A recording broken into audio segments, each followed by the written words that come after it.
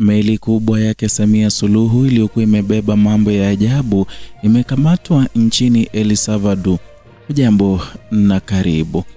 Rekodi mpya ya kukamatwa kwa tani 6.6 za cocaine katika operesheni ya baharini imeitikisa siasa na usalama wa kimataifa baada ya jeshi la wanamaji la El Salvador kunasa meli yenye bendera ya Tanzania yake Samia Suluhu ikiwa na shehena kubwa ya dawa hizo za kulevya katika bahari ya Pasifiki. Tangazo hilo lilitolewa Februari tarehe 25 mwaka huu na Rais Nayib Bukele na limeweka alama ya kihistoria kwa taifa hilo la Amerika ya Kati, huku likiibua maswali mazito kuhusu taswira ya Tanzania katika sekta ya usafirishaji wa baharini na changamoto ya kimataifa ya matumizi mabaya ya bendera za usajili wa meli. Operesheni hiyo ilifanyika takriban maili 380 kusini magharibi mwa pwani ya Pasifiki ya El Salvador, eneo linalotajwa mara kwa mara kama njia kuu ya usafirishaji wa dawa za kulevya kutoka Amerika Kusini kuelekea Amerika Kaskazini na Ulaya. Meli iliyokamatwa yenye urefu wa futi 180 ilisimamishwa na vikosi vya majini kabla ya kufanyiwa upekuzi wa kina. Ndani ya mchakato huo, wapiga mbizi waligundua vifurushi 330 vya cocaine vilivyokuwa vimefichwa ndani ya matenki ya maji. Mbinu iliyodhihirisha kiwango cha juu cha uratibu na ujanja wa mitandao ya kimataifa ya magendo. Kukamatwa kwa shehena hiyo kunatajwa kuwa kubwa zaidi kuwahi kushuhudiwa katika historia ya El Salvador kwa taifa hilo ambalo limejijengea msimamo mkali dhidi ya uhalifu katika miaka ya karibuni. Mafanikio hayo ni ushindi wa kihistoria katika vita dhidi ya biashara ya dawa za kulevya. Serikali ya Bukele imekuwa ikijikita katika operesheni kali za usalama, na tukio hili linaimarisha taswira yake ya kupambana bila kuyumba na mitandao ya uhalifu wa kimataifa. Watu 10 walikamatwa kufuatia operesheni hiyo wakitoka katika mataifa ya Colombia, Nicaragua, Panama na Ecuador. Mchanganyiko huo wa uraia unaonyesha wazi kuwa biashara ya dawa za kulevya ni mtandao mpana unaovuka mipaka ya kimataifa. Ushirikiano wa kimataifa katika uhalifu huu unadhihirisha changamoto kubwa inayokabili mifumo ya usalama wa baharini duniani, ambapo wahalifu hutumia mianya ya kisheria na kijiografia kusafirisha mizigo haramu kwa umbali mrefu bila kugundulika kirahisi. Kwa upande wa Tanzania, tukio hili limeongeza presha kwa mamlaka zinazohusika na usajili wa meli.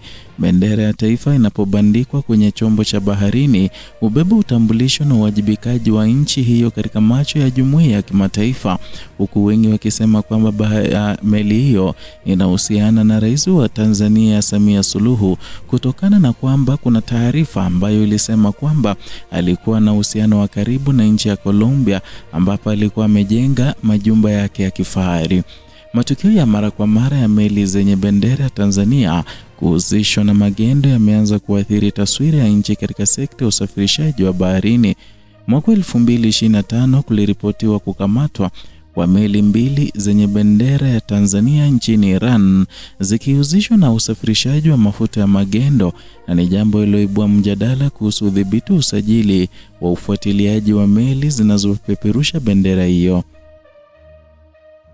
Kiini cha changamoto hiyo kinahusishwa na mfumo unaojulikana kama flag of convenience, ambapo wamiliki wa meli kutoka mataifa mbalimbali husajili vyombo vyao chini ya bendera ya nchi yenye masharti mepesi ya kisheria na kiutawala.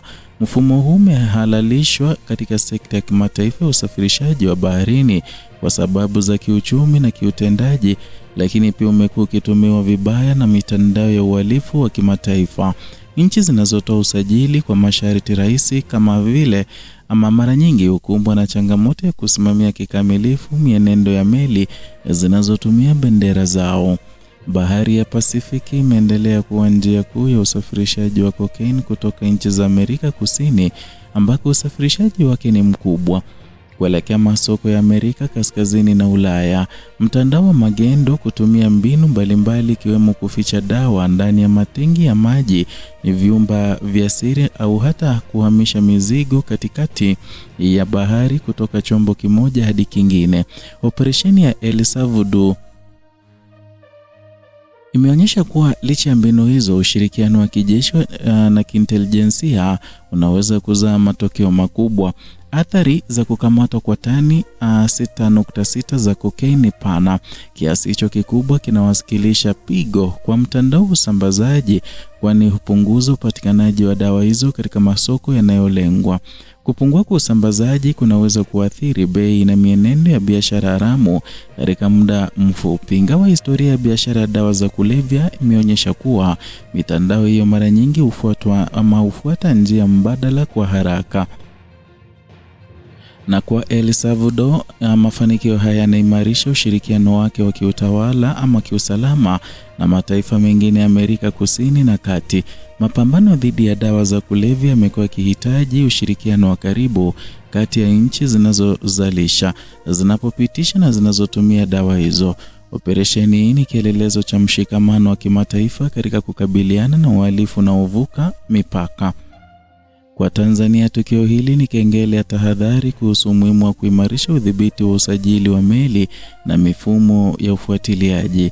Taswira ya taifa katika sekta ya baharini ni rasilimali muhimu ya kiuchumi na kidiplomasia, na kuendelea kuhusishwa kwa bendera ya nchi katika matukio ya magendo kunaweza kuathiri uaminifu wa washirika wa kimataifa na kuongeza uchunguzi mkali kwa meli zote zinazopeperusha bendera hiyo, na ni jambo linaloweza kuongeza gharama na vikwazo kwa wafanyabiashara halali. Sekta ya usafirishaji wa baharini ni muhimili muhimu wa biashara ya kimataifa, ambapo zaidi ya asilimia kubwa ya mizigo ya dunia husafirishwa kwa njia ya bahari. Ndani ya mfumo huo, uadilifu wa bendera na uwajibikaji wa nchi husika ni msingi wa kuaminiana kati ya mataifa, na pale ambapo mianya inatumiwa vibaya, athari zake haziishii kwa tukio moja bali huathiri mfumo mzima wa usafirishaji. Kwa mtazamo mpana, tukio la El Salvador linaonyesha ukubwa wa mtandao wa kimataifa wa biashara ya dawa za kulevya na changamoto inayokabili mataifa katika kudhibiti. Linaonyesha pia jinsi operesheni moja ya kijeshi inaweza kuwa na athari za kisiasa, kiusalama na kiuchumi kwa zaidi ya nchi moja.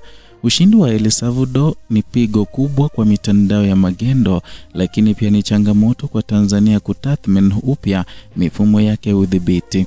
Na katika hitimisho, kukamatwa kwa meli yenye bendera ya Tanzania ikiwa na tani 6.6 za cocaine ni tukio lenye uzito mkubwa katika ramani ya usalama wa kimataifa. Ni ushindi wa kihistoria wa El Salvador chini ya uongozi wa Naibu Bukele, na ni onyo kwa Tanzania kuhusu umuhimu wa uwajibikaji na katika usajili wa meli. Tukio hili linaacha funzo kwamba katika enzi ya utandawazi, uhalifu nao umevuka mipaka, na mapambano dhidi yake yanahitaji nidhamu, uwazi na ushirikiano wa dhati kati ya mataifa. Ni hayo tuliokuandalia siku hii ya leo kutoka hapa Kenyascope, channel yako pendwa ambayo inakuletea taarifa hizi kwa kina bila kupindisha. Zidi kuwa nasi kila wakati kwa taarifa zaidi.